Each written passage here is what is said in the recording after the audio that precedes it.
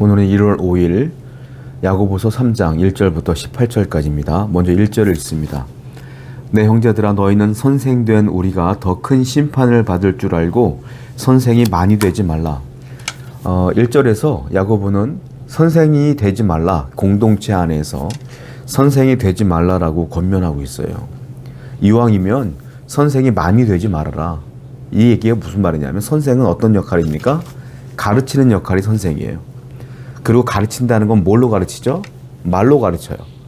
그러니까 선생이 많이 되지 말라는 말은 무슨 말이냐면 가르치는 사람이 돼야 되는데 올바르게 가르치기가 쉽지가 않다라는 거예요. 올바로 가르치기가 쉽지 않기 때문에 선생이 되려고 하지 마라. 많은 사람들은 선생은 가르치는 사람이고 설교하는 사람이기 때문에 욕심 있는 사람들이 있어요. 나도 저 앞에 서고 싶다.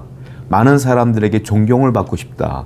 많은 사람들보다 위에 있는 위치에 있어서 그들 앞에 서 있기를 원한다. 라는 탐욕과 욕심을 갖고 있는 사람들이 종종 있더라는 거죠. 그래서 아무나 선생이 되려고 했던 것 같아요. 이 공동체 안에. 야고보는 말하는 거예요. 올바른 가르침을 증거할 수가 없다면, 하나님의 말씀을 온전히 가르칠 수가 없다면 선생이 많이 되는 것은 좋은 것은 아니다. 그러니까 가능하면 한 명이라도 좋으니, 소수라도 좋으니 올바로 말씀을 증거할 자가 선생이 되어야 된다라고 얘기하는 거예요. 여러분, 잘못 가르치는 자, 잘못 알고 있는 자, 그런 사람들이 선생이 된다면 공동체는 문제가 생깁니다. 한 교회에 문제가 생길 때 가장 중요한 역할을 하는 게 누구냐? 목사예요. 담임 목사가 제대로 알지 못하면, 제대로 깨닫지 못하는 말씀, 자기 욕심을 가르치고 설교한다면 그 공동체는 건강한 공동체가 될 수 없죠. 그러니까 가르치는 자가 올바른 성경 말씀을 갖고 있어야 돼요. 성령을 따라 살면서 온전한 지식을 소유해야 돼요. 그래야 온전한 말씀이 나갈 수 있기 때문에 그렇습니다. 야고보는 그 얘기하고 있는 거예요. 건강하고 올바로 하나님 말씀을 증거할 수 있는 자가 선생이 돼야지 아무나 되어서는 안 된다, 이 얘기를 하고 있다는 거죠. 자, 그리고 2절에서는 선생 얘기를 1절에서 하고 2절부터는 어떤 얘기를 하냐면 입, 혀, 말, 이 얘기를 쭉 한다. 그러니까 지금부터 나오는 혀에 관한 것, 말에 관한 것, 입술에 관한 것, 이 모든 것들은 다 선생과 연결되어 있는 것이다 라고 이해하시면 돼요. 2절 한번 읽어볼게요. 우리가 다 실수가 많으니 만일 말에 실수가 없는 자라면 곧 온전한 사람이라 능히 온몸도 굴레 씌우리라. 우리가 다 실수가 많다. 특별히 어떤 실수가 많냐면 말에 실수가 많다라는 거예요.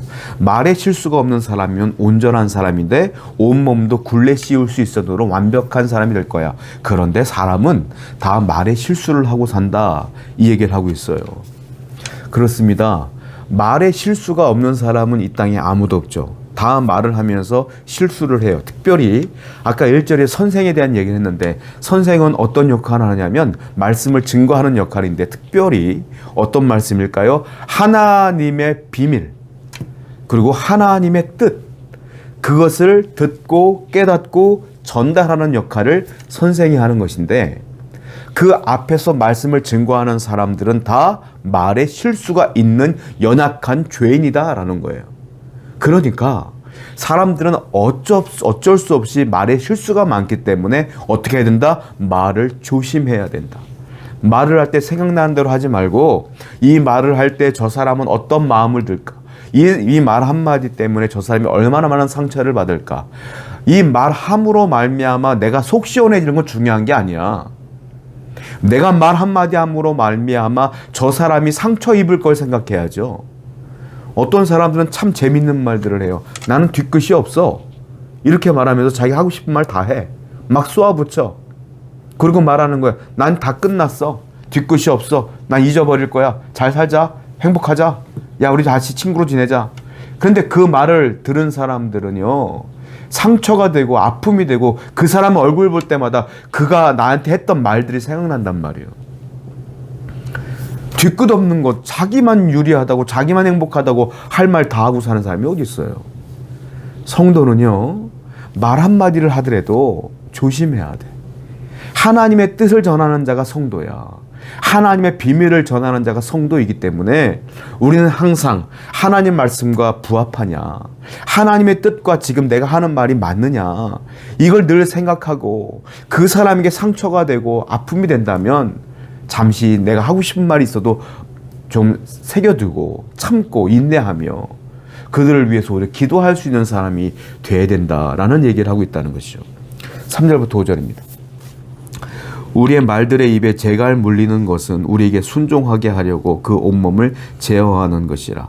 또 배를 보라. 그렇게 크고 광풍에 밀려가는 것들을 지극히 작은 키로서 사공의 뜻대로 운행하나니 이와 같이 혀도 작은 지체로 돼 큰 것을 자랑하도다. 보라, 얼마나 작은 불이 얼마나 많은 나무를 태우는가. 여기 보면 우리의 입, 우리의 말들을 어떻게 표현하고 있냐면, 입에 재갈 물리는 것은 우리에게 순종하게 하려고 그 몸을 제어하는 것이라. 즉 입을 제어하는 것이 몸을 제어하는 것이라고 표현하고 있어요. 입을 제어하는 것이. 그리고 4절을 보니까 비유를 하는데 이 혀를 어떻게 비유하냐면 배의 키 있죠. 키가 방향을 설정하는 거 아닙니까? 그 큰 배도 작은 키 하나로 방향을 설정하는 것처럼 우리 입이 그런 역할을 한다 이 말이에요. 아무리 거대한 배일지라도 키 하나로 움직이는 것처럼 내가 말 한마디 한마디가 천냥빚도 갚기도 하고 상처를 주기도 하는 것이다 라는 것이죠. 그리고 5절 보니까 더 무서운 말을 하는데, 이와 같이 혀도 작은 지체지만 큰 것을 자랑하고 작은 불씨가 큰 나무 산을 태우는 것처럼, 불씨 조그만 거 하나가 온 산을 태워요. 그렇죠?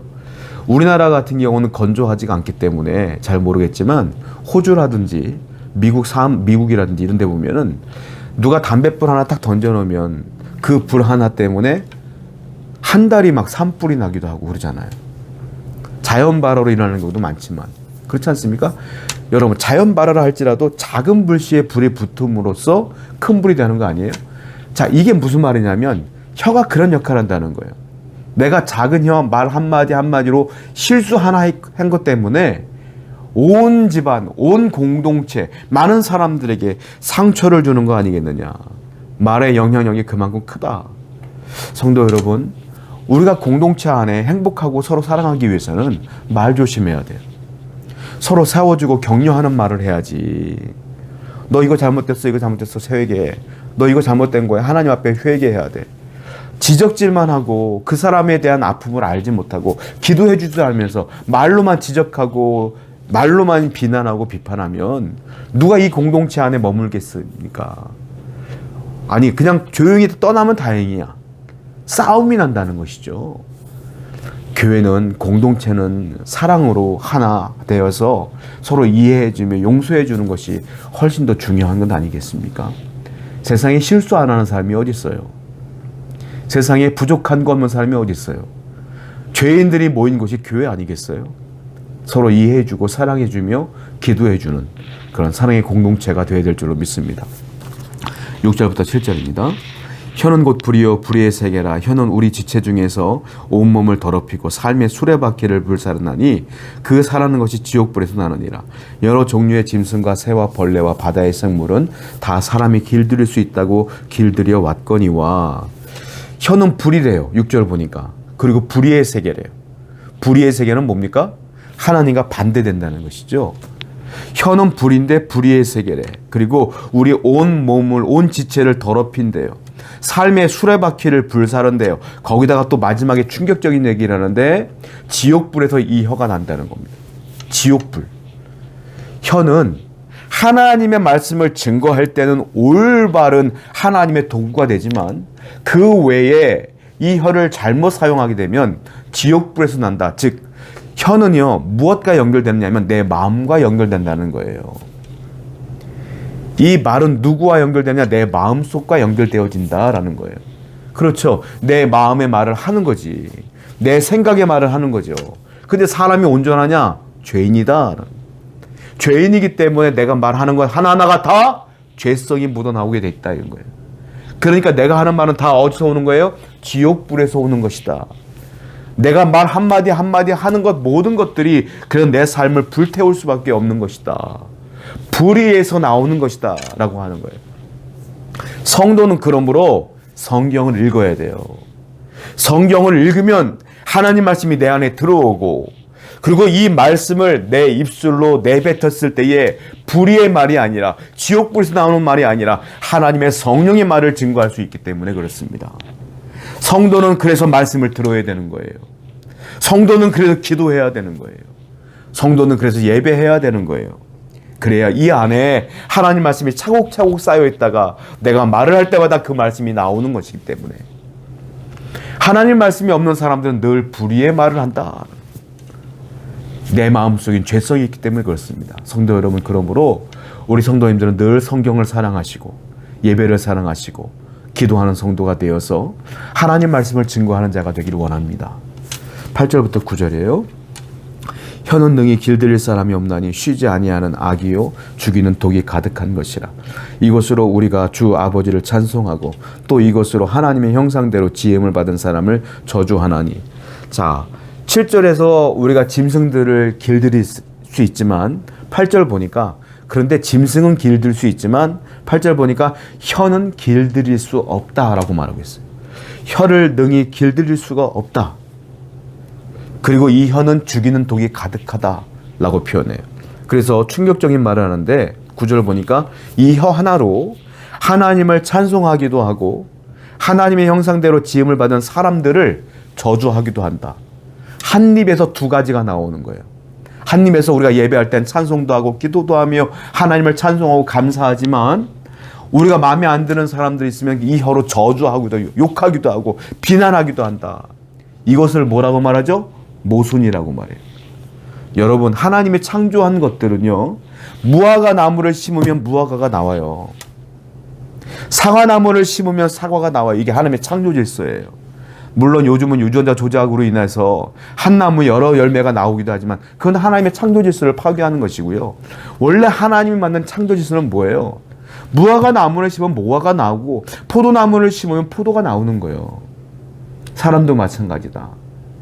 혀로 하나만 나와야지 정상이야. 원래 하나님을 찬송하고 하나님 말씀을 증거하고 사람을 세워주고 사람을 격려하고 사람에게 복음을 증거하는 이 혀가 돼야지, 이 혀로 어떨 때는 하나님을 찬송하다가 바깥에 나가면 사람을 욕하기도 하고 비난하기도 하고 분노하기도 하고, 이런 혀로 사용할 수 없다. 성도 여러분, 가능하면 이 혀를 길들일 수 있는 사람은 없다고 해요. 그렇다고 놔둘 수는 없잖아요.